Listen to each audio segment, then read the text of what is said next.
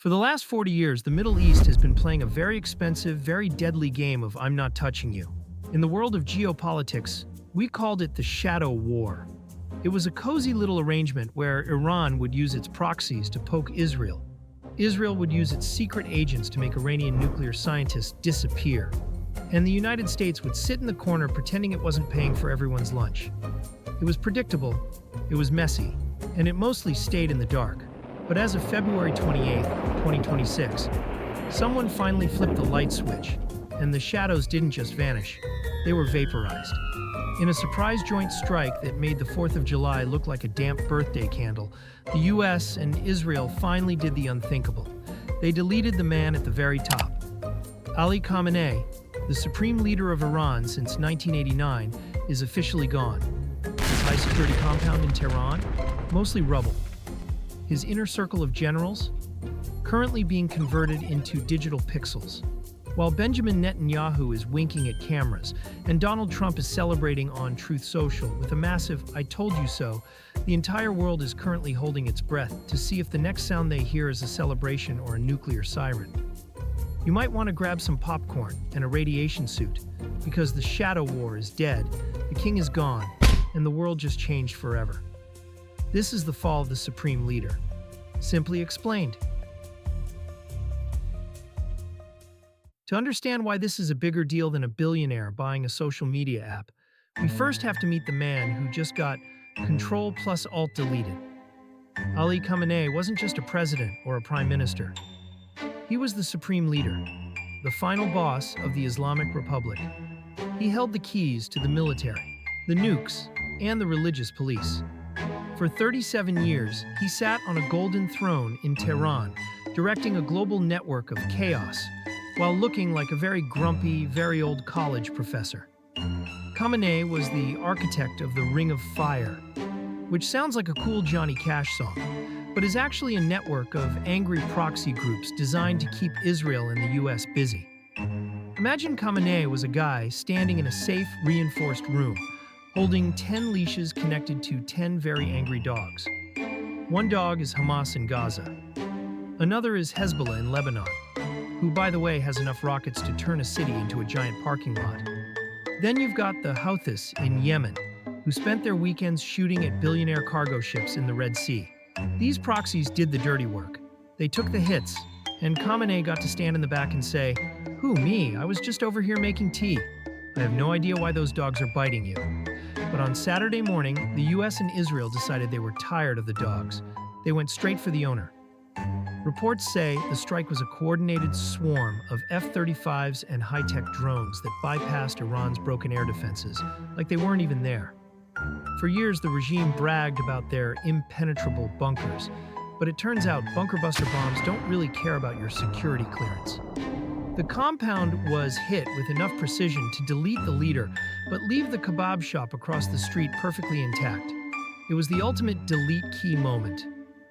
And while the Iranian government is trying to tell the world that everything is fine and the leader is just taking a nap, the massive fireworks displays going off in the streets of Tehran suggest that the Iranian people are ready for a new playlist. But the delete key didn't just hit the man at the top. The reports coming out of Tehran are saying the entire Khamenei dynasty was wiped out in a single heartbeat. We're talking about the four sons, Mostafa, Masoud, Maysam, and the most powerful of them all, Mojtaba, along with his daughters, Bushra and Huda. For years, Mojtaba was the Shadow's successor, the guy everyone expected to take the throne. Now the throne isn't just empty, the entire family tree has been turned into charcoal. It's not just a regime change, it's a genetic reset. But while the rubble was still smoking, something even crazier happened. A massive cyber strike hit Iran's state television, and instead of the usual government propaganda, a leaked digital red folder appeared on every screen in the country. It reportedly contains the names of every secret bank account the family used to stash billions in stolen oil money. While the regular people were starving under sanctions, the first family was apparently living like they owned the Las Vegas Strip.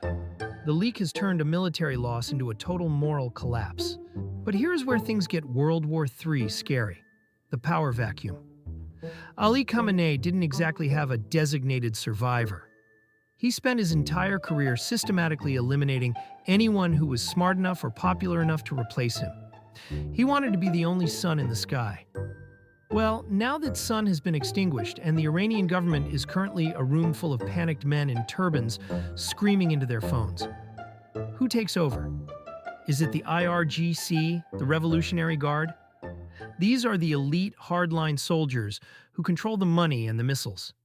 If they take over, they might decide to go out in a blaze of glory.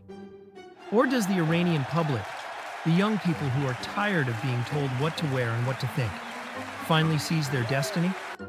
President Trump has already put out a massive call for the Iranian people to finish the job and topple the remaining regime. It's the biggest foreign policy gamble in human history.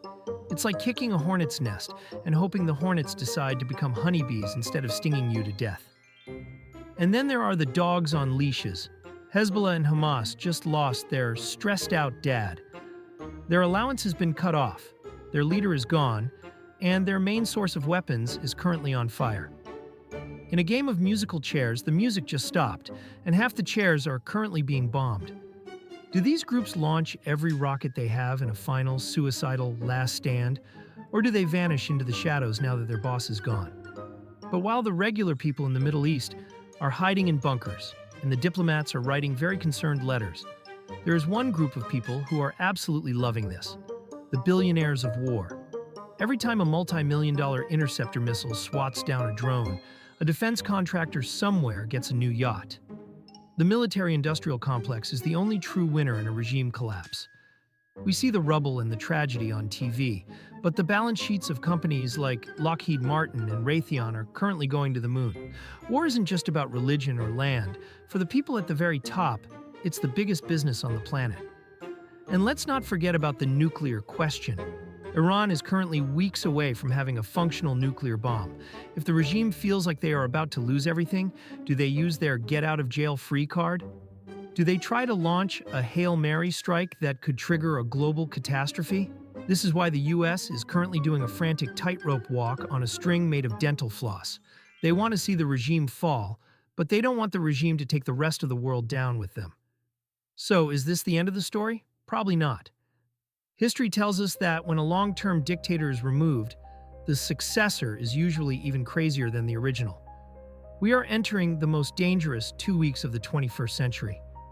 The shadow war is over. The direct war is here. And as the smoke clears over Tehran, the only thing we know for sure is that the map of the world will never look the same again. But if you think the death of the supreme leader was just a lucky strike, you've only seen half the picture. Because the people who actually funded this operation have a plan that goes way beyond a single assassination. There is a reason the world's wealthiest people are currently building massive luxury bunkers in New Zealand and buying up islands, while the rest of us watch the sky for missiles. If you want to find out who is actually profiting from this regime collapse and how the billionaires of war are shaping the new world order, hit that subscribe button. We are following the money trail from the ruins of Tehran to the boardrooms of Wall Street.